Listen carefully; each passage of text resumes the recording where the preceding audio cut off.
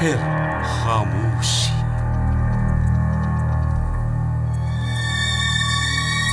मैं ठहरी हुई हवा हूं। उस रात की दरिंदगी ने मेरी आवारगी को रोक दिया।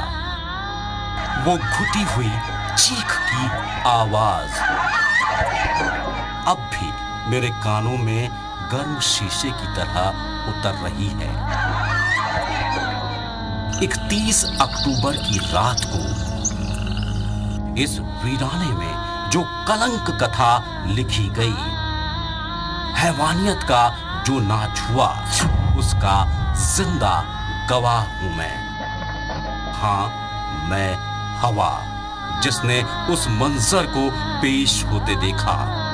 4 शैतानों के चंगुल में फंसी एक मजलूम जान। उसने खुद को बचाने की कितनी कोशिश की थी उस दिन, पर शैतानों ने कोई मौका ना छोड़ा। उनकी आंखें हवस से अंधी हो चुकी थी और उनका कलेजा काठ का हो चुका था। ये पटरियां, ये घास फूस, ये धूल धक्कड़, सब उस दिन मेरे साथ मौजूद थे और सब के सब चुपचाप थे। हम कुछ नहीं कर पाए। हाँ, हमने देखा था उस दिन इंसान को भेड़िए में बदलते हुए, संवेदना को मरते हुए, इंसानियत को बिलखते हुए। उस दिन उस मजबूर बेटी के साथ धरती माँ भी खूब रोई थी। उस दिन आसमान का कलेजा भी भर आया था। उस दिन वक्त का पहिया भी जैसे थम गया था, पर वो 4 नहीं थमे। उनकी मनमानी जारी रही। उस दिन से लेकर अब तक यहाँ सब ठिठके हुए हैं, सब यहीं खड़े हैं, उस अनर्थ के गवाह बनकर। काश उस दिन हम उस बच्ची को बचा पाते। हम सब गुनहगार हैं उसके, और जीवन भर बने रहेंगे गुनहगार, क्योंकि इस गुनाह की कोई माफी नहीं। नमस्कार, आपकी बात में आप सभी का स्वागत है। आप देख रहे हैं हमारी खास पेशकश भोपाल की निर्भया को इंसाफ दो। मैं हूं सुधीर डंडोतिया। जी हां, बात करें तो 4 घंटे, 4 हैवान और 1 मासूम। दरिंदगी के उन 4 घंटों के दौरान भोपाल को काफ़ी ज़्यादा शर्मसार होना पड़ा था। और उस घटना के बाद में ग्राउंड जीरो से पहली बार रीजनल चैनल के इतिहास में हम वो रियलिटी आपको दिखाने जा रहे हैं कि आखिर किस तरीके से ये घटना पूरी घटित हुई थी और भोपाल वासियों के दिल में किस तरीके से पूरा आक्रोश आया था।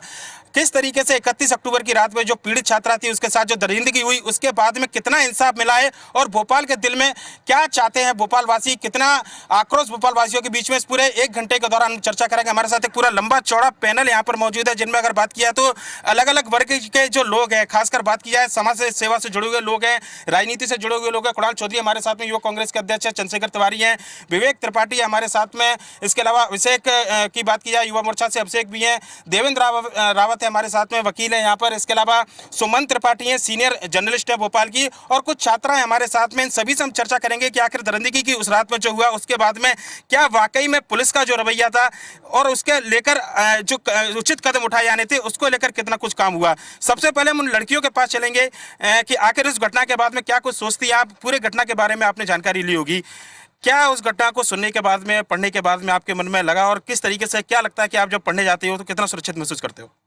पहली बात तो ये बहुत शर्मिंदगी की बात है जो भी ये हादसा हुआ है। दूसरी बात, मैं सरकार से सबसे पहले ये सवाल पूछना चाहूँगी, अगर एक इंसिडेंट के द्वारा हमें अपने सिस्टम की खामियां पता चली हैं तो गुनहगारों को सज़ा तो मिलेगी, साथ में जितने भी लीगल रास्ते उनको बंद क्यों नहीं किया जाता? नगर निगम जिस चीज़ का पैसा लेती है वो काम क्यों नहीं किया जाता? हम क्यों नहीं इंडिया में रह के इतना सेफ फील कर पाते हैं जितना अदर कंट्रीज़ में है? हम भारत को माँ कहकर संबोधित करते हैं, तो हम क्यों नहीं सेफ फील करते हैं? बिल्कुल सेफ फील नहीं करते हैं। आपका क्या कहना? आपने पूरी घटना को सुना होगा, क्या कहेंगे पूरी घटना को लेकर? मेरा कहने का मतलब ये है, जब पहली बार मैंने ये घटना के बारे में सुना तो सबसे पहले तो मैंने ये सुना कि वो लड़की जो थी वो पुलिस वाले की थी, और रिपोर्ट किसने नहीं लिखी? पुलिस वाले ही नहीं लिखी। मैं भी एक पुलिस वाले की बेटी हूँ, पर मैं कहना ये चाहती हूँ कि अगर ये गैंग रेप पहली बार नहीं हुआ है हमारे देश में, हर साल होता है, हर दिन होता है और हर बार होता है, पर सरकार इसके लिए कभी कदम नहीं उठाती है। क्यों नहीं उठाती है कदम? क्यों सरकार उन लोगों को ये बढ़ावा देती है कि आपने आज किया है, आप कल भी यही काम करना? क्यों उनको सज़ा देने से पहले सरकार 10 बार सोचती है? क्यों सरकार उनको सज़ा नहीं देती है? मेरा सवाल ये है, सरकार उन्हें सज़ा क्यों नहीं देती है? मैं ये कहना चाहती हूँ सरकार से, मेरा सबसे पहला सवाल यही है कि सरकार उन्हें सज़ा क्यों नहीं देती। बिल्कुल, ये एक आवाज है आम लड़की की जो चाहती है सरकार से जवाब चाहती है कि कम से कम सरकार क्यों कड़े कानून नहीं बनाती है ऐसे दरिंदों के खिलाफ, और क्यों कड़ी कार्रवाई नहीं होती है। आपने पूरी घटना को सुना होगा, जिस तरीके से बात की जा रही है कि सरकार की कार्रवाई को लेकर, खासकर जो पुलिस का रवैया था, जिस तरीके से पुलिस वालों ने एक पीड़िता के साथ में जो तुरंत उसको न्याय मिलना चाहिए था, तुरंत FIR दर्ज होनी चाहिए थी, उसको भटकाया और उसके परिजनों को जिस तरीके से परेशान किया, और उसके बाद भी जो कार्रवाई हुई है, कितना संतुष्ट लगता है कि इस कार्रवाई के बाद में क्या आरोपी सबक लेंगे? आज मुझे एक वीडियो मिला था व्हाट्सएप पे, जिसपे हमने देखा कि एक लेडी खुद हंस रही है और बोल रही है कि मेरा सर दर्द हो रहा है इन सारी बातों को सुन के। तो क्या ये एक लेडी के लिए, एक लेडी के प्रति प्यार है या सम्मान है कि किस तरीके से वो बोल रही हैं कि मेरा सर दर्द हो रहा है इन सारी बातों से?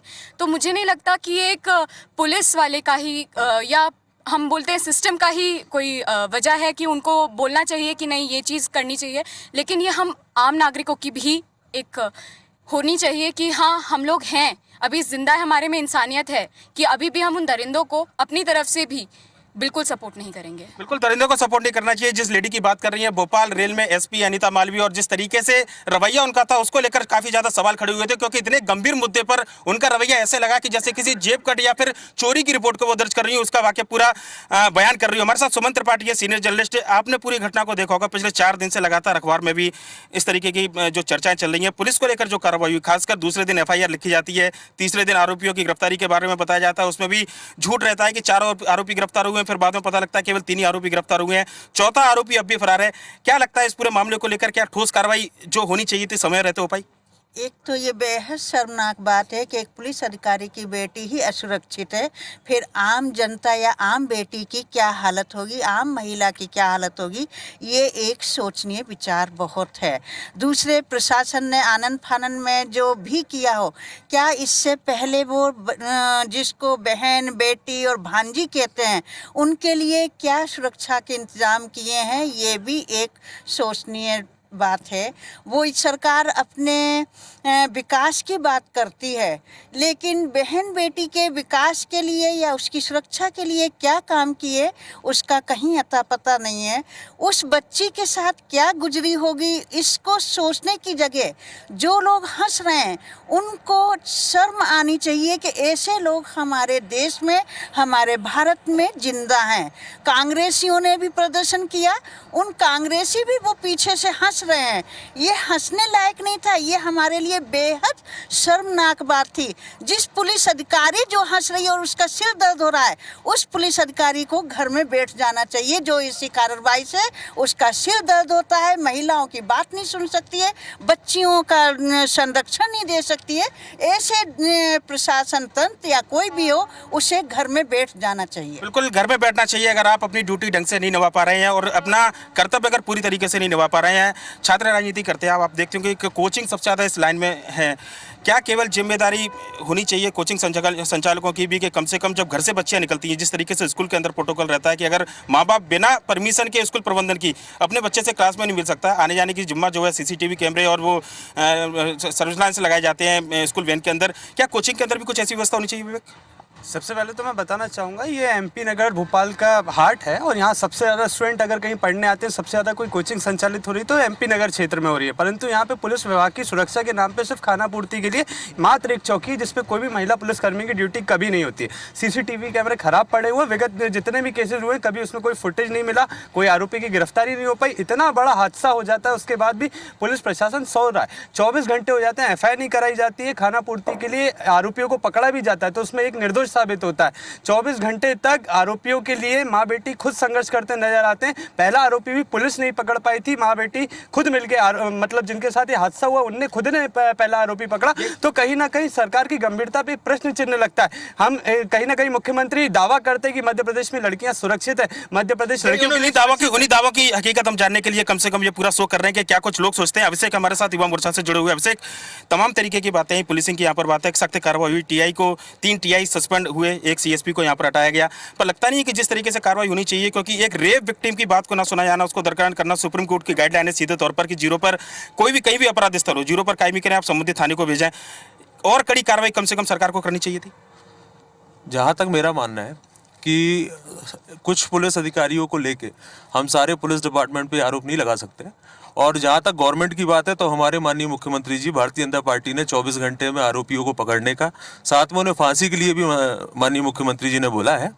उसके बाद उनने ये भी ऐलान किया कि ये कभी भी कहीं भी कोर्ट लगाई जाएगी, इनके लिए तत्काल कोर्ट लगाई जाए। डीजीपी तक को फटकारा है, 3 टीआई सस्पेंड किए, एक सीएसपी को लाइन किया है। हुए नजर आ रही है वीडियो के अंदर, और संवेदनशीलता ऐसा लग रहा है कि जैसे कोई चोरी की रिपोर्ट लिखाने गया उसका वर्णन वो कर रही हो, उस तरीके से रवैया उनका। मैं वही कह रहा हूँ कि सभी अधिकारी एक जैसे नहीं होते। कुछ अधिकारियों को लेके हम ये नहीं कह सकते कि गवर्नमेंट उस पर कुछ गलत कर रही है। भारतीय जनता पार्टी हमेशा महिला बचाओ बेटी बचाओ के लिए हमारे माननीय मुख्यमंत्री जी काम कर रहे हैं। तो कभी इस चीज़ के लिए कि अगर एक लड़की का, मेरा ये मानना है कि अगर हम लड़की की सुरक्षा चाहते हैं तो हर माँ बाप को ये भी समझाना चाहिए अपने बेटों को कि वो जैसे अपनी बहन को मानता है वैसी दूसरे की बेटी को सामाजिक उसकी जरूरत है। अंकित हमारे साथ में। अंकित, छात्र राजनीति आप भी करते हो, कॉलेज स्कूल की अगर बात किया तो तमाम जगह आप जाते हो, लेकिन कोचिंग के मामले में अगर बात करें, प्रबंधन के मामले में, तो क्यों कोई रणनीति ठोस नहीं बन पाती है वहाँ पर? क्यों बच्चों की सुरक्षा की बात हो या फिर ट्यूशन फीस के दूसरे मुद्दे, आज हम सुरक्षा की बात केवल करेंगे क्योंकि इतना गंभीर ये पूरा मामला है, जिस तरीके से मामला हुआ था कोचिंग से जाते वक्त ये पूरा हादसा था। कोचिंग को लेकर आप लोग क्यों कभी मांग नहीं करते हैं? नहीं, देखिए, बात कोचिंग या स्कूल की नहीं है। जहाँ पे भी छात्रा कलेक्टिव रूप से जा रही हैं, चाहे वो कोचिंग हो, कॉलेज हो, और शाम का विशेष रूप से अगर कहीं समय होता है, सरकार को ये सुनिश्चित करना चाहिए कि छात्र अपने घर तक पहुंचे। कैसे सुरक्षित पहुंचे, उसके लिए पॉलिसी लेवल पे काम हो, वो चाहे लोकल प्रशासन करे, पुलिस प्रशासन के माध्यम से कुछ स्ट्रक्चर रिडिजाइन करना पड़े या कहीं पे भी हो। छात्राओं की सुरक्षा के लिए देखिए स्पष्ट 2 पॉलिसी पे काम करना पड़ेगा। एक तो precaution is better than cure की पॉलिसी पे काम करना पड़ेगा कि ऐसी घटनाएं हो ही ना। दूसरा, 1-8% अगर केस होते हैं, भगवान न करे ऐसा केस कोई हो, उसमें हमको एग्जाम्पल सेट करने के लिए रेप के केसेस में ऐसा हमको सजा निर्धारित करनी पड़ेगी जो पूरे देश में उदाहरण बन सके। बिल्कुल, देश में उदाहरण बन सके। लेकिन एक आपको पूरा यहाँ पर शो करने के पीछे हमारा मकसद क्या था, आपको एक बताते हैं कि आखिर हमने शो क्यों किया। क्योंकि ये वो घटना स्थल है जहाँ पर 31 दिसंबर की रात को 4 घंटे तक पीड़िता के साथ में वो वाकया हुआ, जिसका वर्णन तो क्या, समाज के लिए कम से कम एक शर्मसार वाली ये पूरी घटना होनी चाहिए। और नज़दीकी भोपाल का सबसे ज़्यादा व्यवसायिक ये पूरा इलाका है, और हम आपको दिखाना चाहेंगे ये जो मेरे सामने आप नाले के ऊपर ट्रैक दे रहे हैं, उस समय जो आपको जाते हुए कुछ लोग दिखाई दे रहे हैं, तकरीबन लगभग यही समय था 96 घंटे पहले, जब वो पीड़ित छात्रा कोचिंग से इस रास्ते से ट्रैक होते हुए हबीबगंज स्टेशन के लिए जा रही थी। उसी दौरान जो आरोपी था गोलू, उसने छात्रा को सामने से पकड़ा और उसके बाद इन झाड़ियों के बीच पर उसको लेकर आया और उस नाले से होते हुए तकरीबन जो कहा जा रहा था, जो वाकया था, पूरा जो घटना थी, 4 घंटे तक उसको बंधक बनाकर कम से कम इस पूरी घटना को अंजाम दिया। स्थानीय निवासी यहाँ पर है, कई बार शिकायत यहाँ पर करते रहते हैं, और इस बात को लेकर अगर चर्चा की जाए कि असामाजिक तत्वों का ये पूरा अड्डा बना हुआ है, पर पुलिस की कार्रवाई यहाँ पर नहीं होती है। असीम सक्सेना हमारे साथ में, अक्सर आप देखते होंगे क्योंकि काफ़ी सुनसान वाला इलाका है, पर लेकिन शॉर्टकट स्टेशन के नज़दीक ये माना जाता है। आप यहाँ पर रहते हैं, क्या कुछ यहाँ पर नज़र आता है और आप लोग कभी शिकायत करते हैं क्या? इस विषय में हमने कई बार शिकायत की, पुलिस को भी कई बार बुलाया है। कई बार असामाजिक तत्व यहाँ आकर के ड्रिंक्स वगैरह लेते हैं, ख़ासतौर पे शाम को जब कोचिंग से छुट्टियाँ होती है तो शॉर्टकट के लिए लड़के लड़कियाँ दोनों ये शॉर्टकट लेते हैं, और ऐसे में ये घटना होना मतलब चूँकि यहाँ असामाजिक तत्व आते हैं, पुलिस का कोई वो नहीं है, तो बिल्कुल असामाजिक तत्व आते हैं, पेट्रोलिंग पुलिस की नहीं, और खासकर रेलवे के अंदर ये पूरा इलाका आता है। अगर बात की जाए जो जमीन ट्रैक की, यहाँ पर निकलना, रेलवे ट्रैक को क्रॉस करना जुर्माना वैसे कहीं ना कहीं रेलवे के अंदर प्रावधान है, पर लेकिन इस तरीके की कार्रवाई नहीं होती है। और अगर यार रास्ता अगर बंद किया जाता तो शायद ये घटना नहीं होती, पर लेकिन रास्ता बंद करना विकल्प नहीं है। जो आरोपी हैं, किस तरीके से यहाँ पर जमावड़ा पूरा लगा रहता है, अगर बात करें तो बता दें कि यहाँ पूरा अड्डा, एक नेक्सस जो है नशेड़ियों का, पूरा यहाँ पर हमेशा रहता है। नाले के उस तरफ में पूरा एक असामाजिक तत्वों का कॉलोनी टाइप का है जो टोटली अवैध है, और उसके अंदर पूरे अवैध काम होते हैं। और ये मुझे नहीं मालूम, प्रशासन को मालूम है या नहीं मालूम, और इस तरह की जो है छुटपुट घटनाएं पहले भी घटी होगी, और यहाँ चोरी और इस तरह के और नशा करना जो है अक्सर चलता रहता है। मेरा घर तो ये सामने वाला ही है। कई बार मैंने भी जो है बच्चों को भगाया यहाँ से कि यार यहाँ से मत जाओ, यहाँ एरिया ख़राब है। इसके बावजूद भी आज भी सालों से ये लोग टिके हुए हैं। एक बार भी इससे 3-4 साल पहले भी ऐसे ही एक कांड हुआ था, उसमें तो बच्चे ने अपना जान भी गंवा दिया था। उसके बावजूद भी आज भी वो जमावड़ा है, और ये 100% गारंटी है कि 4 आदमी नहीं है, वो 40 हैं। वो पूरा जो है आगे भी ये होने वाला है। बिल्कुल बिल्कुल कहीं ना कहीं जो एक बात कही जा रही है कि एक जमावड़ा सामाजिक तत्वों का लगा रहता है। पुलिस की पेट्रोलिंग पर यहाँ पर सवाल कहीं ना कहीं उठता है कि आखिर पुलिस क्या करती रहती है अगर असामाजिक तत्व इतनी बड़ी संख्या में यहाँ पर इकट्ठा होते हैं और उसके बाद में कार्रवाई नहीं होती है। खासकर स्थानीय रहवासी अगर शिकायत करते हैं, जिस तरीके से बात कही जा रही है कि अवैध कॉलोनी या फिर जो एक तबका है नशा करने वालों का पूरा जमावड़ा यहाँ पर रहता है। कुणाल हमारे साथ में। कुणाल, आप लगातार 2 दिन से हम देख रहे हैं कांग्रेस इस पूरे मामले पर कहीं ना कहीं संघर्ष कर रही है, पर लेकिन अगर बात की जाए तो ऐसे तत्व क्यों ऐसे तत्वों को बढ़ावा दिया जाता है और क्यों कार्रवाई नहीं की जाती है? देखिए, जिस प्रकार की अमानवीयता की घटना है, जिस प्रकार की वहशीपन की घटना है, और उसके बाद भी जवाबदेहियाँ कब तय होगी, इस तरह की घटनाएं लगातार होती जा रही है। हम बात भांजे, भांजी, लाडली, लक्ष्मी, पर लक्ष्मी बचेगी, लिखेगी, पढ़ेगी और बचेगी तभी तो यहाँ पे सुरक्षित रहेगी। जिस प्रकार की हालत है और इस केस के बाद जिस प्रकार की कार्रवाइयाँ भी होती है, तो टीआई और सीएसपी को इसलिए सस्पेंड करा जाता है कि नहीं, तो ऊपर की जवाबदारी किसकी है कि क्या ये सरकार ढोल तमाशे और उत्सव की सरकार है? आप स्थापना दिवस मनाते हैं, सारी प्रशासनिक व्यवस्था, पुलिस व्यवस्था सारे आपके उसमें लगा दी जाती है, और यहाँ पे कार्रवाई जवाबदेही क्यों दी तय होती है? कहीं किसान पे होती है तब आपकी गोलियां चलती है। किसान की और तमाम बातें कुणाल, क्योंकि उत्सव के आप बात कर रहे थे, उस दिन वाकई में स्थापना दिवस मध्य प्रदेश का मनाया जा रहा था, जब ये पूरा वाकया हुआ था कि पीड़ित का परिवार जो है थाने दर थाने भटक रहा था। देवेंद्र रावत जी, आप वकील भी हैं, क्या इस तरीके की कार्रवाई को लेकर और गंभीर कम से कम जो प्रावधान सुप्रीम कोर्ट के निर्देश के बाद किया गया है कि 166 गा के तहत ऐसे पुलिस वालों पर कार्रवाई सरकार को करनी चाहिए थी, या निलंबन ही केवल काफी है, बर्खास्तगी तक सरकार को जाना चाहिए था, या निलंबन के बहाने कम से कम उन अधिकारियों को बचाने की कोशिश है जो लापरवाह थे? देखिए, मेरा निवेदन ये है कि माननीय सर्वोच्च न्यायालय का जो इस संदर्भ में दिशा निर्देश है, उसमें प्रथम दृष्टया जिसकी जवाबदेही होती है और जिन जिन लोगों को आपने नाम देखा हुआ, उन सब पर लगभग कार्रवाई हो चुकी है, और यदि कुछ बचे होंगे तो वो भी, उन पर भी कार्रवाई निश्चित होगी। भोपाल रेल एसपी का आपने वीडियो जिस तरीके से चर्चा में बिल्कुल के जब वर्णन कर रही हैं पूरी कार्रवाई का, तो ऐसा लग रहा है कि जैसे कोई चोरी की रिपोर्ट लिखाने गया हो उसके बारे में पूरा बता रही हूँ। हंसकर बता रही हैं कि सर दर्द होने लगा मेरे को और मैं परेशान हो गई, जो पुलिस वाले जो लापरवाह थे वो अपने लोग हैं, उनका नाम नहीं बताऊंगी, क्यों उनको फंसाऊं मैं। ये इस तरीके से सीनियर अधिकारी का, IPS अधिकारी, एसपी जो है उस रैंक का अधिकारी अगर इस तरीके से रवैया उनका इस तरीके से रहता है इतने गंभीर मसले पर, तो क्या इस पर भी कार्रवाई नहीं बनती है? ये असहज रवैया है, और इस प्रकार की रवैया एक वरिष्ठ पुलिस अधिकारी से जो हम अपेक्षा नहीं करते हैं। लेकिन जहाँ तक शासन की बात है और कानून की बात है, मैं उस संदर्भ में बताना चाहूँगा आपको कि सरकार ने और शासन की ओर से सुप्रीम कोर्ट के दिशा निर्देशों पर एक अत्यधिक गंभीर आपराधिक सेल बना रखा है, और उस पर अच्छी तरह से कार्रवाई हो, विवेचना ठीक से हो, और त्वरित न्यायालय में यदि इसका वो होगा तो निश्चित ही फास्ट ट्रैक कोर्ट की बात मुख्यमंत्री कह चुके हैं, SIT यहाँ पर बनाया गया। पर लेकिन निर्भया कांड जिस तरीके से हुआ था, आप भी लीगल एक्सपर्ट है, निर्भया कांड हुआ था, उसके बाद में कम से कम एक सबक लेना चाहिए था। कम से कम पुलिस को इस बात की जानकारी होनी चाहिए कि इस तरीके के अगर संगीन मामले आते हैं, सबसे पहले SI का बर्ताव था, उसको दूसरे थाने पहुंचाया, फिर वो TI जिस तरीके से घुमाते रहे, पीड़ित परिवार, जबकि पुलिस वाले का परिवार होकर अगर इस तरीके की जानकारी नहीं है सुप्रीम कोर्ट की गाइडलाइन के बाद में, तो क्या लीगल कार्रवाई और पुलिस वालों के ऊपर बनती है? सुप्रीम कोर्ट से गाइडलाइंस तो है। निर्भया कांड दिल्ली में जो हुआ था उसके बाद एडवाइजरी जारी हुई, जो उस पर स्पेशल कमेटी थी कि पुलिस वालों को 0 पे FIR तुरंत दर्ज करनी थी, और जो भी संबंधित कार्रवाई होनी थी मेडिकल वगैरह वो करना था। ज्यूरिडिक्शन के उसमें आप नहीं उलझेंगे। पुलिस वालों को सुप्रीम कोर्ट की सख्त हिदायत है कि आप ज्यूरिडिक्शन के उसमें नहीं उलझेंगे, 0 पे कार्रवाई करके फिर अगले दिन जो भी होगा उधर संबंधित थाने में आप केस डायरी भेजें। इस तरीके के जो लापरवाह अधिकारी थे उनके ऊपर क्या लीगल कार्रवाई बनती है जो सरकार को करनी चाहिए थी, सरकार ने नहीं की, केवल निलंबन तक आकर बैठ गए?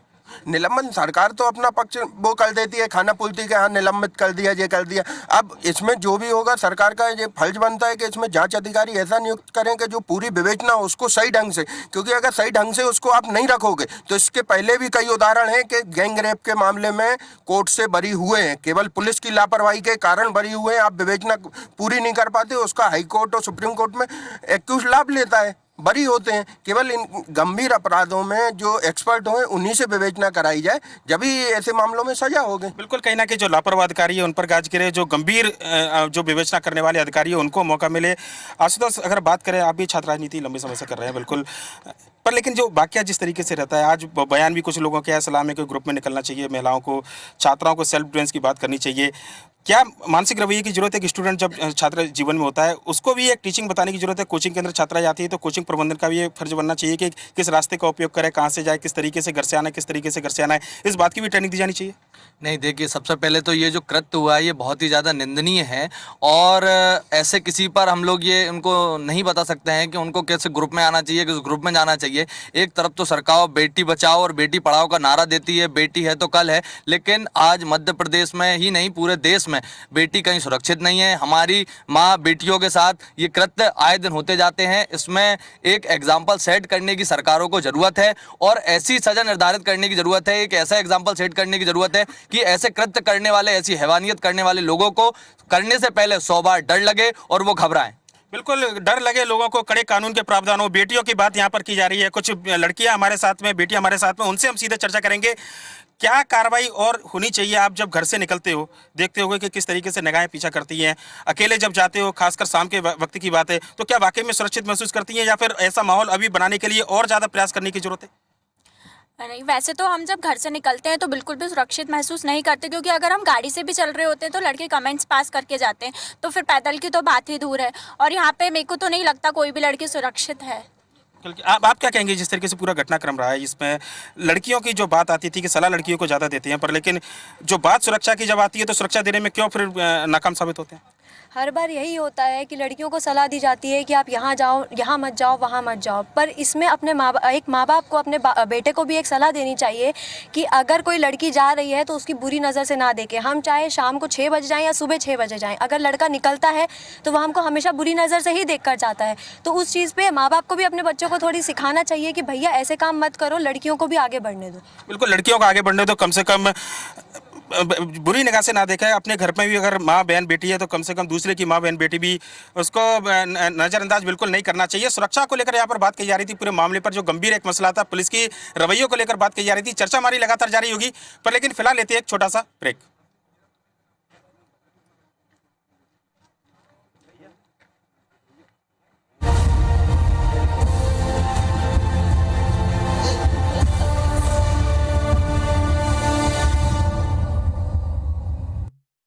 के सह प्रायोजक हैं सहारा इंडिया परिवार, आत्मविश्वास की ताकत, कुटुंब, द फैमिली, खून के रिश्ते दोबारा नहीं बनते, और गोयल TMT आपके घर को दे लंबी उम्र।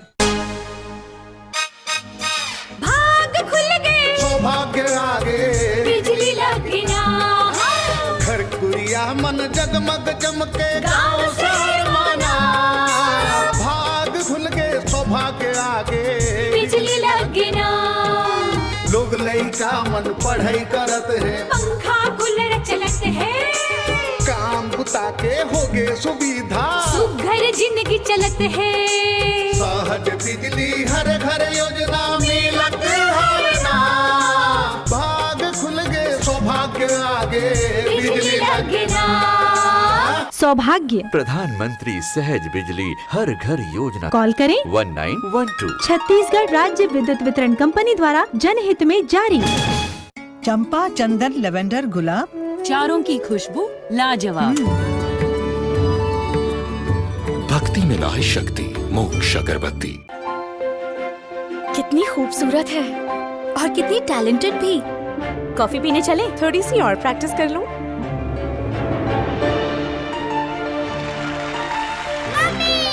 मम्मी, मम्मी, पेश है नया संतूर, जिसे संतूर स्किन केयर सेंटर में हमारे एक्सपर्ट्स हल्दी और चंदन के सर्वोत्तम गुणों को मिलाकर बनाते हैं, ताकि आपको मिले जवान दमकती त्वचा हमेशा।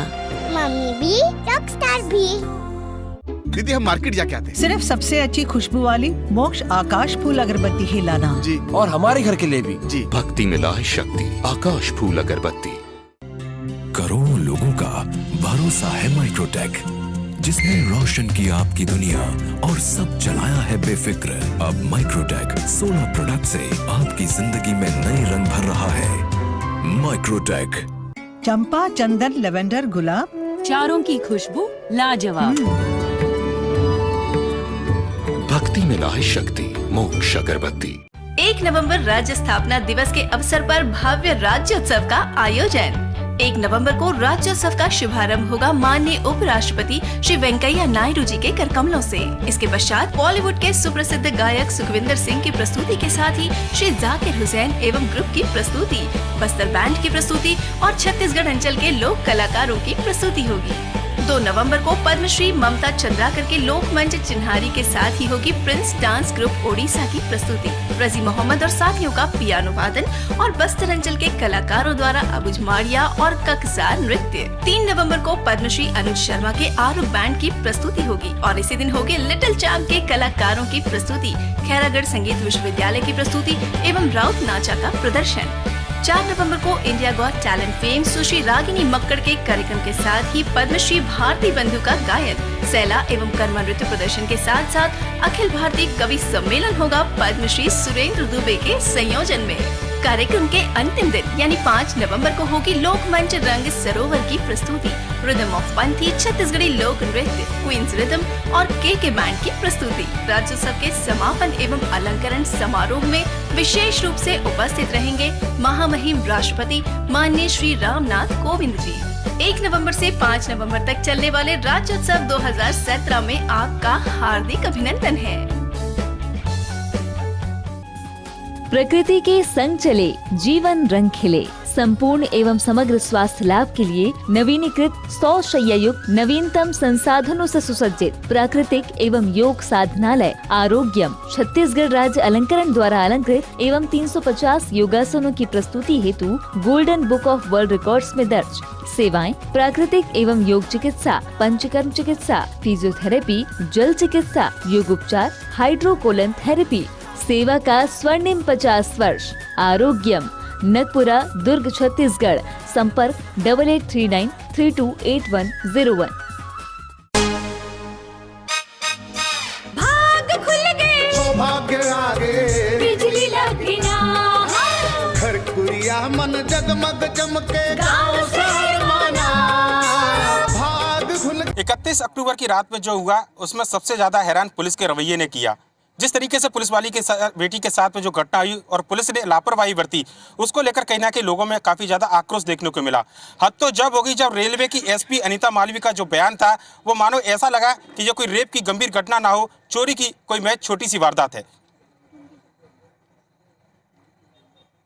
आईजीआरपी रिपोर्ट नहीं लिख रही, इससे दर्द हो गया मेरा तो। उसके जख्मों पर हंसने वालों शर्म करो। वो अब हमारा ही है, सब हम बता नहीं सकते। रक्षक होकर ऐसी बेरहमी, उनकी बुराई करना ठीक नहीं। संवेदनशीलता का सबक भूल गई पुलिस। रिपोर्ट नहीं लिख रही, इससे दर्द हो गया मेरा तो। यहाँ कोई मजाक नहीं हो रहा मैडम, और ना ही यहाँ कोई लतीफा सुनाया जा रहा है एसपी साहिबा। एक बच्ची गैंग रेप की शिकार हुई है और आपके माथे पर शिकन तक नहीं। आपको तो हंसी आ रही है। आप खुद एक महिला हैं, फिर भी एक बेटी का दर्द आपको महसूस नहीं हुआ। ये कोई चोरी या पॉकेटमारी का मामला तो नहीं था कि इस कदर लापरवाह अंदाज में पेश आई आप? क्या लोक सेवक की शपथ भूल गई आप? क्या इंसानियत के तकाजे भूल गई आप? आपके साथी पीड़िता को एक से दूसरे थाने दुत्कारते रहे, फिर भी आपको उन्हीं बेरहम साथियों की फिक्र है।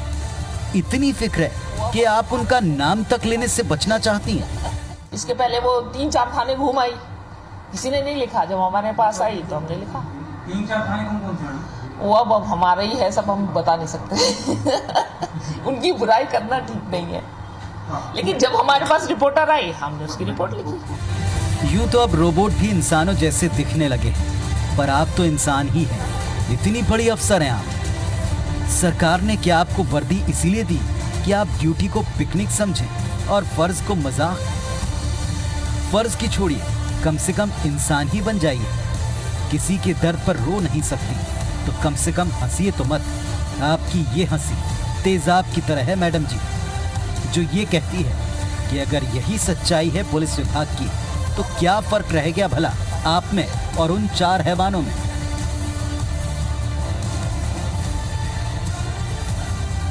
सुधीर दंडोतिया, IBC 24, भोपाल।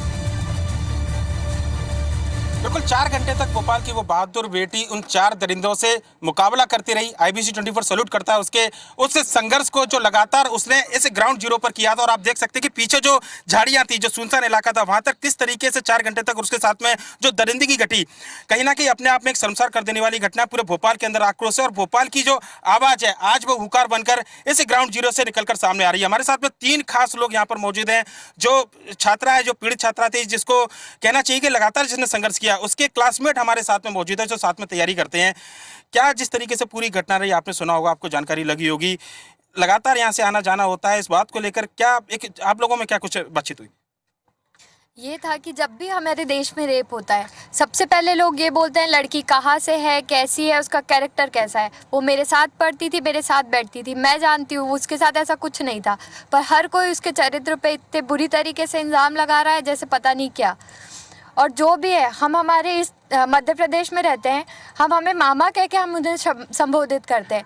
क्या हमारे मामा हमारी इतनी सी सुरक्षा नहीं कर पाते? मामा हमसे हमेशा कहते तो हैं कि जाओ तुम पढ़ो, ये करो, वो करो, पर क्या वो हमारी सुरक्षा की जिम्मेदारी नहीं ले सकते? अगर हम सुरक्षित नहीं है तो हम क्या पढ़ेंगे? अगर हमारा मामा हमारा ख्याल नहीं रख सकते तो क्या हमें हमारे मामा ही बदलने पड़ेंगे? बिल्कुल, कहीं ना कहीं ये बदलाव की बात है। जिस तरीके से नाराजगी छात्रों में बिल्कुल साफ देखी जा सकती पूरी घटना के बाद में। जो संघर्ष की एक बात यहाँ पर कही जा रही थी, 4 घंटे लगातार जिस तरीके से सख्ती ने संघर्ष किया यहाँ पर, और एक हिम्मत की बात कम से कम जरूर देनी होगी कि 4 दरिंदों के बीच में एक अकेली जो लड़की थी वो लगातार मुकाबला करती रही। आपके साथ में हमेशा वो पढ़ाई की है, अब क्या कैसे देखते थे आप जब भी बातचीत होती थी, और जो क्या बाकी में जो संघर्ष की जो एक बात है, सख्ती शुरू से ऐसी थी? जी देखिए, उसके बारे में तो मैं ये कहूँगा, सबसे पहले तो बहुत ब्रेव गर्ल है, उसके साथ इतना कुछ हुआ फिर भी वो उठ के गई है। सबसे पहले तो मेरा उसको सैल्यूट है सर। दूसरी बात मैं ये कहना चाहूँगा, हम अभी जो भी बात कर रहे हैं, जो हमारा शासन और प्रशासन कर रहा है, वो पूरे जो मेजर्स लिए जा रहे हैं सर, वो सब हैं क्यूरेटिव। हमें चाहिए प्रिवेंटिव मेजर लेना सर, जिसके लिए विशाखा गाइडलाइंस भी आ गई हैं, GS वर्मा कमेटी की रिकमेंडेशंस भी आई हैं, जिस पर कोई इंप्लीमेंटेशन नहीं हुआ सर। दूसरा मैं आपका ध्यान इस तरफ खींचना चाहूँगा, जो पुलिस है सर, वो शायद अपना कर्तव्य भूल गए। उनको चाहिए कि वो हमारे लोगों की सुरक्षा करें। हम जो यहाँ पे लड़के लड़की हैं उनकी सुरक्षा की जाए, मगर सर मैं ये देखता हूँ आए दिन, अगर कोई 2 लड़के और लड़की खड़े हैं तो पुलिस उनको उठा के ले जाते हैं बिना ये जाने कि उनकी कोई गलती है। मैं ये कहना चाहूँगा कि अब पुलिस अगर करती है तो एक बार वो लड़की से जरूर पूछे कि अगर उस लड़की की कुछ गलती है नहीं है। शायद हो सकता है सर मैं इसमें गलत हूँ, मगर मैं ये चाहूँगा कि एक बार कर्तव्य जो भी है शासन और प्रशासन का दोनों सही, शासन प्रशासन को कर्तव्य करना चाहिए। पर लेकिन जब से इस घटना के बारे में आपने पता लगा, आपको जानकारी लगी होगी, आपके साथ पढ़ने वाले जो लोग थे, जो साथ में पढ़ने वाले लोग हैं, उनके बीच में क्या रिएक्शन और कैसा दिमाग पर कम से कम जो बात की है, मनोस्थिति जो एक रहती है, वो छात्रों की साथ में पढ़ने वालों की कैसी है? जी सबसे पहले तो मैं ये बताना चाहूँगा कि मैं एक शिक्षक हूँ और MP नगर में रहने वाले हर छात्र छात्रा के साथ मैं बड़ा ही व्यक्तिगत संबंध मेरे हैं उनके सभी के साथ। और मैं ये बताना चाहूँगा कि बहुत ज़्यादा आशंकित और बहुत ज़्यादा असुरक्षित हमारी छात्र छात्राएँ महसूस कर रहे हैं इस शासनकाल में। सबसे इम्पॉर्टेंट बात यह है कि यह सरकार जो बेटी बचाओ बेटी पढ़ाओ, सुकन्या योजना, कन्यादान योजना, न जाने कितनी योजनाओं के नाम पर ढोंग कर रही है और वोट बैंक पॉलिटिक्स की बात कर रही है। वो वोट बैंक पॉलिटिक्स के लिए सिर्फ वुमेन को या महिलाओं को उस तरीके से देखती है। ये सब ढोंग बंद होना चाहिए और ग्राउंड लेवल पर उनकी सिक्योरिटी के लिए, उनके एम्पावरमेंट के लिए एग्जीक्यूशन होना चाहिए इन सारी प्रोग्राम्स को लिए। राइट, सबसे बड़ी बात इनसिक्योरिटी का है। गर्ल्स इनसिक्योर नहीं रहनी चाहिए। पुलिस ये बात आकर हमें बार बार हम भी ये कहते हैं कि लड़कियों को असुरक्षित बिल्कुल नहीं रहना चाहिए। और पूरे अगर बात किया इस घटनाक्रम की तो सबसे बड़ा एक मुद्दा जो निकल कर आता है, जिस तरीके से बात की जा रही थी कि इलाका पूरा काफ़ी ज़्यादा सुनसान वाला पूरा इलाका था। मोनू गोयल हमारे साथ स्थानीय पार्षद हैं। एक जवाबदारी मोनू जरूर बनती है कि कम से कम एक बैरिकेड्स यहाँ पर लगाया जाए, चेतावनी लगाई जाए इस तरीके की बोलते। और असामाजिक तत्वों का अगर जमावड़ा लगातार यहाँ पर जमा हुआ है तो क्या आपने अपनी तरफ से कोई पहल की कि इन असामाजिक तत्वों के खिलाफ कार्रवाई हो, पुलिस कम से कम उनके खिलाफ कार्रवाई करे? ऐसी नौबत जब आई है, क्यों ऐसी नौबत आई? मैं चूँकि क्षेत्र का पार्षद हूँ तो मुझे इस बात का पूरा नॉलेज है कि यहाँ पर सबसे ज़्यादा कोचिंग, मतलब जो कि एजुकेशन हब बोलते हैं भोपाल को, उसमें MP नगर का बहुत रोल है। MP नगर में सबसे ज़्यादा गर्ल्स हॉस्टल अगर भोपाल में है तो MP नगर में, चूँकि मैं खुद भी एक गर्ल्स हॉस्टल का संचालक हूँ तो मुझे इस बात का पूरा नॉलेज है। यहाँ पर मैंने कई बार थाना प्रभारी से भी कहा था कि यहाँ पर एक पुलिस चौकी, महिला पुलिस चौकी की आवश्यकता है, क्योंकि यहाँ सबसे ज़्यादा लड़कियाँ यहाँ लगातार आती जाती हैं और यहाँ बाहर के बहुत बच्चे आके होटलों पे खड़े होते हैं। लेकिन जब इस तरीके की घटना हो जाती है तो शहर में 3 दिन 4 दिन 5 दिन 1 हफ्ते का ऐसा माहौल क्रिएट हो जाएगा, पुलिस पूरी सतर्क हो जाएगी, रोडों पे चेकिंग चलने लगेगी। लेकिन वो चेकिंग सिर्फ घटना के बाद की बात है मोनू पर, लेकिन हमारी तमाम लोगों से बात हुई इस लाइन में रहने वाले जो कॉमर्शियल गतिविधियों में भी और रहने वाले लोग, उनका कहना कि ये अड्डा जो है ये हमेशा परमानेंट अड्डा सामाजिक तत्वों का बना रहता है, पर लेकिन इसको लेकर ठोस कार्रवाई नहीं की जाती। पुलिस में तमाम शिकायतें की हैं, लोगों से तमाम शिकायतें की हैं। नहीं, बिल्कुल ये जो गलतियां हो रही हैं, जिस तरीके के लोगों के द्वारा अपराध किया जा रहा है, ये ऐसा नहीं कि सिर्फ इसी अपराध से जुड़े हैं, ये चोरी भी करते हैं। और ये जैसा कि आज पेपर में भी आया कि रेल में ट्रेनों में भी चोरी करते थे, चूंकि यहाँ जीआरपी का भी काफ़ी हिस्सा लगता है रेलवे पुलिस का, तो ये सब यहाँ पर आपराधिक गतिविधियाँ होती। पर प्रशासन कहीं ना कहीं यहाँ पर जाके फेल है। ये काम नगर निगम का नहीं है। सरकार आपकी पार्टी की सरकार है, आप भले ही निर्दलीय चुनाव लड़े हो, पर लेकिन उसी विचारधारा से उसी पार्टी के लोगों के साथ में काम करते हैं। क्यों शिकायत नहीं करते? पार्षद हो आप, यहाँ के स्थानीय मुद्दे अगर आप नहीं उठाओगे तो कौन उठाएगा? बेशक हम शिकायतें करते हैं और मैं इन समस्याओं से चित परिचित हूँ, और ऐसा नहीं है कि सरकार बिल्कुल कहीं सही जा रही है। एक बहुत बड़ी चूक है पुलिस प्रशासन की। पुलिस प्रशासन हमेशा घटना के बाद सक्रिय होता है। घटना के बाद सक्रिय होता है। स्थानीय लोग क्या कुछ कहते हैं, उनसे जरूर चर्चा करेंगे। किस तरीके से लगातार शिकायतें आपके द्वारा शिकायतें यहाँ पर की गई होंगी, क्या इस पूरे मामले को लेकर जनप्रतिनिधि की बात किया है, पुलिस की बात किया है, क्या कभी सुनवाई की गई आप लोगों की? सर, हम लोगों की कभी सुनवाई नहीं की गई है। मैं मिस बैंडे और मैं मिसेस डॉक्टर जैन यहीं बगल में ही रहते हैं। यहाँ बहुत ही ज़्यादा असामाजिक तत्व हैं, और जैसे कि हमारे नेवर्स ट्रस्ट ऑफ इंडिया वाले भैया भी बोल के गए, सक्सेना जी बोल कर गए, तो कोई भी पुलिस इस पर ध्यान नहीं देती है कि इतने अच्छे लिटरेट एरिया में इतने असामाजिक तत्व हैं। आप बताइए कि शिकायत जब करते हैं तो पुलिस जब आती होगी तो क्या रवैया पुलिस का रहता है, और क्या कितनी तुरंत कार्रवाई हो पाती है, और जो लोग हैं क्या वाकई में पुलिस का खौफ यहाँ पर लगता है कि असामाजिक तत्वों में? नहीं सर, हम लोग 30 साल से यहाँ रह रहे हैं। अभी अगस्त मंथ में भी एक और हादसा हुआ था, उस बच्ची के साथ भी सेम प्रोसेस हुआ था, और मैंने खुद देखा वहाँ नाले में वो गिरी हुई थी। लेकिन जब मैंने 100 डायल किया तो उन्होंने रिसीव ही नहीं किया कॉल।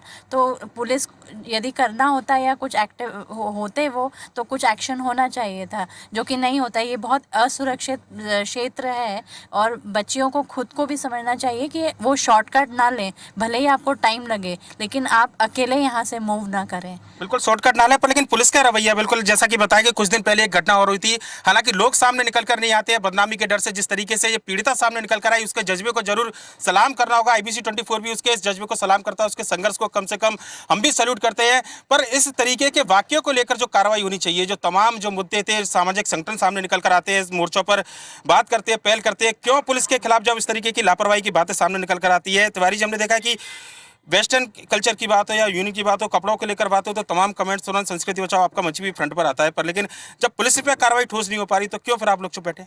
देखिए, हम लोग चुप कहीं नहीं बैठे हैं, और संस्कृति बचाओ मंच अपने जिस स्तर पर बात करनी कर रहा है। दूसरी चीज़, सबसे पहले मैं आपके चैनल के माध्यम से DIG से ये मांग करूंगा कि सबसे पहले अनीता मालवी को सस्पेंड किया जाए, जो कि एक खुद महिला होते हुए और एक महिला की पीड़ा समझने का प्रयास नहीं कर रही हैं। उनके पति के ऊपर भी कुछ ही महीनों पहले इसी MP नगर में एक छात्रा को प्रताड़ित करने का आरोप लगा था, वो भी बड़ी सुर्खियों में आया था। ये भी मेरी जानकारी में उनको ये, और खुद ने भी एक किसी अधिकारी पर अपने को प्रताड़ित होने का आरोप लगाकर सुर्खियों में आई। संवेदनहीनता बिल्कुल सामने निकल कर आई। कुणाल, जो बात की जा रही है रेलवे SP का जो बर्ताव था, वीडियो आपने देखा होगा, जिस तरीके से एक महिला होकर संवेदनशीलता कम से कम दिखानी चाहिए थी। पुलिस वालों ने तो नहीं दिखाई पूरे मामले पर, वो भी पुलिसकर्मी है, पर महिला होने का तो कम से कम उनको संवेदनशीलता पूरे मामले पर रखनी थी। स्पष्ट है, संवेदनशीलता उनकी भी होनी चाहिए, तो ऐसे लोगों पर पहली कार्रवाई करनी चाहिए, और साथ में जवाबदेही तय होना चाहिए। जब तक बड़े लोग जिनकी जवाबदेहियां हैं, जो लोग सरकारें चला रहे हैं, सीधे सीधे गृह मंत्री का भी इस्तीफा होना चाहिए। इतनी बड़ी घटना मध्य प्रदेश में हो जाती है, इतनी बड़ी घटना होती है, और बाद में अभी तक कोई कार्रवाई नहीं। सीधी बात है। सबसे बड़ा सवाल है क्योंकि ADG रेल जो है वो मौके पर अभी तक नहीं आए, पीड़िता से नहीं मिले। गृह मंत्री जो है घटना के बाद से लगातार भोपाल से बाहर हैं। ये अपने आप में सबसे एक बड़ी चौंकाने वाली बात है कि प्रदेश के गृह मंत्री से लेकर पुलिस वाले तक इस पूरे मामले को लेकर कभी गंभीर नहीं है। सुमन त्रिपाठी है हमारे साथ, सीनियर जर्नलिस्ट। जो बात कही गई कि लगातार जो स्थानीय नागरिक थे शिकायत करते हैं, असामाजिक तत्वों का जमावड़ा बना रहता है सब लोगों की निगाह में, पर लेकिन कार्रवाई नहीं होती है। जब इतनी बड़ी घटना हो जाती है उसके बाद में अब हो अल्लाह मचता है, पर लेकिन जो कार्रवाई है वो केवल 3 TI को सस्पेंड करने के बाद में पुलिस मानती है कि शायद बड़ी कार्रवाई कर ली है। ये जो कार्रवाई तुरंत की गई है वो भी 4 दिन बाद कोर्ट से बरी हो जाएंगे या फिर बहाल हो जाएंगे। ये सिर्फ तुरंत की कार्रवाई है, इसमें कुछ भी नहीं होना है, ये तय है। आने वाले समय में वो फिर बहाल हो जाएंगे और इस कांड को रफा दफा हो जाएगा। जो आज इतना हो हल्ला भी हो रहा है वो भी 4-6 दिन 10 दिन बाद ठंडा हो जाएगा। कोई उसके बाद ये जानना नहीं चाहेगा कि उस बच्ची की क्या हालत है, उस बच्ची के साथ कौन खड़ा है, इसको कोई भी जानना नहीं चाहेगा। और रही गृह मंत्री की बात, तो गृह मंत्री के अभी 1-2 साल पहले गृह मंत्री के बंगले के पास ही एक बच्ची मृत पाई गई थी, उसके साथ रेप हुआ था, तब भी उस केस को रफा दफा कर दिया गया। आज तक उस केस का नहीं मालूम है कि उस केस का क्या हुआ। इस मामले में सरकार भी दबा जाती है और हर व्यक्ति दबा के बैठ जाता है, कोई आगे उसमें बढ़ना नहीं चाहता है। 4 दिन हो हल्ला करेंगे और उसके बाद 5वें दिन सब ठंडा हो जाएगा। बिल्कुल, ये एक मामला है कि जब भी कोई मामला आता है तो तुरंत हो हल्ला मचता है और मामला ठंडा हो जाता है। लेकिन कार्रवाई की जब बात आती है तो जो कठोर कार्रवाई की बात होनी चाहिए वो नहीं होती है। नजारा आपको दिखाऊं कि किस तरीके से घनी झाड़ियां हैं जिसका लाभ जो है सामाजिक तत्व इस इलाके में लेते हैं। और ये शॉर्टकट रास्ता है जो छात्र हमेशा अपनाते हैं हबीबगंज रेलवे स्टेशन जाने के लिए। छात्री क्यों, एमपी नगर इलाका, यहाँ पर काम करने वाले तमाम लोग हैं, वर्किंग वुमेन भी यहाँ से निकलती है और इस तरीके की घटनाएं आए दिन यहाँ पर होती है, पर लेकिन खुलकर सामने कोई नहीं आता है। ये पीड़िता पहली बार सामने खुलकर आई थी, लड़ाई उसने लड़ी, आरोपियों को सबक सिखाने की बात कही, फांसी की बात कही जाती है, रेपिस्टों को फांसी दी जाए, पर लेकिन कानून बनाने में सरकार पीछे क्यों इतना विलंब करती है। निर्भया कांड हुआ, उसके बाद पूरे देश भर में आवाज उठी। ऐसे कड़े कानून की क्या वाकई में जरूरत है और इस तरीके की लापरवाही जो पुलिस वाले करते हैं उनके लिए क्या सजा होना चाहिए? जैसा कि हमने देखा जो भी हुआ वो बहुत ही निंदनीय घटना थी हम सभी के लिए। और जी हाँ, बिल्कुल मैं सहमत हूँ इस चीज़ से कि जो भी ऐसी घटना होती है उसके लिए कड़ी से कड़ी सज़ा दी जानी चाहिए, कैपिटल पनिशमेंट होनी चाहिए उसके लिए, जो भी उसके लिए रिस्पॉन्सिबल है। और जहाँ तक पुलिस वालों की बात है, उन्होंने जितने टाइम तक घुमाया उस पीड़िता को, वो करना बहुत ज़्यादा गलत था, क्योंकि आपको ज्यूरिसडिक्शन के उसमें पचड़े में नहीं पड़ना चाहिए था। उसमें पड़े बिना आपको 0 FIR फाइल करनी चाहिए थी, जिसके लिए आपको आदेश पहले ही मिल चुके हैं, तो वो नहीं किया गया। उसे अलग पुलिस स्टेशंस में घुमाया गया और फिर जिन लोगों को पकड़ा गया, वो भी पहले जो इंसान को पकड़ा गया वो भी पीड़िता की फैमिली ने ही पकड़ा जाके, तो वो चीज़ बहुत गलत थी कि पुलिस डिपार्टमेंट पे ये एक क्वेश्चन मार्क है। बट हाँ, यहाँ पे पुलिस डिपार्टमेंट की भी नहीं, प्रशासन की सबसे ज़्यादा गलती है, क्योंकि पुलिस को इतनी लिबर्टी नहीं दी जाती है, वो लोग के हाथ भी बंधे हुए हैं। तो प्रशासन को सबसे ज़्यादा स्टेप्स लेने चाहिए, क्योंकि खुद एक पुलिस फैमिली से बिलोंग करती हूँ मैं, तो मुझे पता है कि पुलिस वालों को कितनी ड्यूटी 24/7 उन लोगों को ड्यूटी करनी पड़ती है और हम पूरी तरीके से उन पे प्रश्न नहीं उठा सकते। हमें प्रश्न उठाना चाहिए प्रशासन पे, जो पुलिस वालों को भी पूरी लिबर्टी नहीं दे रहा है आज की तारीख में। बिल्कुल, ये एक सवाल जरूर उठता है कि क्या पुलिस को पूरी आज़ादी मिलनी चाहिए इस तरीके की कार्रवाई को लेकर, पर लेकिन पुलिस पर कार्रवाई की बात यहाँ पर कही जा रही है। जो आरोपी पकड़े गए हैं, क्या सजा का प्रावधान इस तरीके के मामले में होना चाहिए? जब इतना विवत्स घटना होती है, निर्भया कांड के बाद पूरे देश भर में आवाज उठी, कैंडल मार्च लोगों ने निकाले, महीनों तक बात चली, पर लेकिन उसके बाद में आज जब बात आती है तो उस कांड को जिक्र से उसको जोड़ते हुए हम जरूर इस तरीके के मुद्दे उठाते हैं, पर लेकिन जो कार्रवाई कानूनी होनी चाहिए, क्या लगता है आपको किस तरीके के सरकार को इस पूरे मामले में कानूनी कार्रवाई करना चाहिए? कड़ी से कड़ी कार्रवाई करनी चाहिए। मैं तो ये कहना चाहूँगी कि आप मार्च निकालते हैं, कैंडल मार्च निकालते हैं, हम आंदोलन करेंगे, क्या हो रहा है इससे? कुछ दिन का होता है, 1 दिन करा, 2 दिन करा, 3 दिन करा, उसके बाद आपको कुछ भी नहीं दिखेगा, ना लोग दिखेंगे। और मैं तो ये बोलती हूँ कि अगर मार्च हो रही है तो आप लोग को इकट्ठा कर रहे हैं एक तरीके से, तो हम कितने लोग इकट्ठा कर पाते हैं, कितने दिनों के लिए? तो ये एक बहुत ही बड़ा क्वेश्चन मार्क है। बिल्कुल, आप क्या चाहते हैं सजा जो है लापरवाह पुलिस वाले और जो आरोपी हैं, किस तरीके की सजा उनको मिलनी चाहिए और क्या मांग करेंगे कि कड़े कानून ऐसे हो कि फांसी को लेकर, बलात्कार को लेकर फांसी का प्रावधान सरकार करे? मेरा पहला सवाल यही है कि क्यों सरकार से पूछा जा रहा है क्यों नहीं कौन सी सजा दे? ये जो काम किया गया है वो उस लड़की के साथ हुआ है, तो ये उस लड़की को प्रायोरिटी क्यों नहीं दी जाती कि उसके साथ जो काम हुआ है, जो बलात्कार हुआ है, उसकी सजा वो खुद उसी समय उस इंसान को उसी वक्त दे दे? ये बात क्यों FIR तक पहुंचती है, क्यों वहां तक? नॉर्मल सी बात है, आज FIR दर्ज हुई है, नॉर्मल सी बात है, वो केस जाएगा, वहाँ पे अदालत होगी, सब कुछ होगा, 4 दिन बाद वो अपने घर पे आराम कर रहा होगा और वो लड़की जिंदगी भर के लिए बर्बाद हो चुकी होगी। तो मेरा कहने का मतलब ये है, जब वो उस दिन बर्बाद हो ही चुकी है तो जिसने उसे बर्बाद किया है तो वो क्यों खुद ना वहीं बर्बाद हो जाए? क्योंकि उसने जब वो काम करने से पहले एक बार नहीं सोचा, तो वो लड़की वो काम करने से पहले 4 बार क्यों सोचे? तो मेरा कहने का मतलब ये है कि अगर उसके साथ वो काम हुआ है तो वो सीधा का सीधा उसे ये मतलब सरकार की तरफ से ये कहा जाए कि अगर किसी लड़की के साथ कुछ उसी वक्त हुआ है तो वो उसे वहीं मार दे। बिल्कुल, ये नारी शक्ति है, कहीं ना कहीं जो आक्रोश है लड़कियों में इस पूरी घटना के बाद भोपाल के अंदर आप देख सकते हैं कि और उसको लेकर ये नाराजगी बिल्कुल साफ समझ में आ सकती है कि किस तरीके से लोग काफ़ी ज़्यादा नाराज है। पर लेकिन जो कानून की बात, जो सजा की बात कही जा रही थी कि खुद लड़की को ये इंसाफ की बात का मौका मिलना चाहिए कम से कम पर, लेकिन कानून के कुछ दायरे होते हैं। हो सकता है कि आक्रोश जिस तरीके से मन में रहता है उस तरीके के भाव सामने निकल कर आते हैं। पर लेकिन जो लापरवाहियाँ हैं, क्या उन लापरवाहियों पर भी कम से कम कठोर कार्रवाई करने की जरूरत है? सबसे पहले मैं आपको एक बात बताना चाहूँगी, इस देश में किसी पार्टी पे, प्रशासन पे, पुलिस पे या किसी एक इंसान पे उंगली उठाना बहुत आसान है। पर मैं ये कहना चाहूँगी कि इधर बैठा हर एक मेल सदस्य या किसी भी क्लासेस में पढ़ रहे, ऑफिस में जो हमारे को-वर्कर्स होते हैं, किसी भी वुमेन को आगे बढ़ता देख हर एक इंसान का मेल ईगो जो है ना वो बहुत बुरी तरीके से हर्ट होता है। मेरा मानना ये है, भगवान ने सबसे बेस्ट क्रिएशन बनाया है वुमेन्स को, उनके पास एक्स्ट्रा सुपर पावर्स है, ये मेरा मानना है। तो जहाँ पे भी वो जा रही है ना, हर जगह वो प्रगति कर रही हैं, लेकिन लोगों से देखा नहीं जा रहा है। हम वुमेन एम्पावरमेंट की बातें ज़रूर करते हैं पर शायद आज भी हम लड़कियों को अपने बराबर नहीं मान पाते हैं। जब उनका मेल ईगो हर्ट होता है तो वो क्या करें, अपना मानसिकता में बदलाव की जरूरत है, बिल्कुल सीधी सी बात है। पर लेकिन जो साथ में पढ़ने वाली जो स्टूडेंट्स हैं, क्या इस घटना के बाद में क्लास के अंदर आप जब चर्चा जब करते होंगे, कितना सुरक्षित महसूस करते हैं? कोचिंग जब बच्चे आते होंगे तो क्या वाकई में लगता है कि इस तरीके से जो कोचिंग आना, खासकर अकेले जाना और रेलवे ट्रक के जो शॉर्टकट एक अपनाया जाता है उसको लेकर भी चर्चा होती होगी कि कुछ ना कुछ सुरक्षा के मापदंड जरूर कोचिंग पर आने जाने के लिए भी होने चाहिए?